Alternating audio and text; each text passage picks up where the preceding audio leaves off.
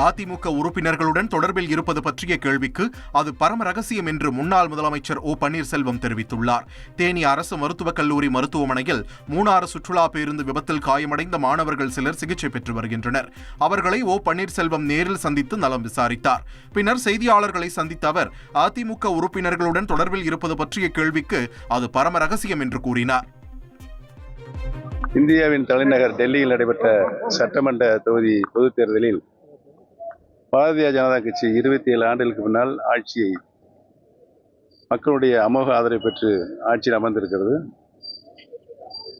மக்கள் மிகுந்த நம்பிக்கையோடு பாரதிய ஜனதா கட்சிக்கு நம்பிக்கை வைத்து வாக்களித்து அதை ஆட்சி கட்டியில் அமர்த்தியிருக்கார் என்பதை தெரிவித்துள்ளார். ரகசியம் சொல்லிட்டேன், அதை கேட்க கூடாது. அதான் ரகசியம். ஏற்கனவே நீங்க கேட்டீங்க, அது பரம ரகசியம் சொல்லியாச்சு. வாங்க,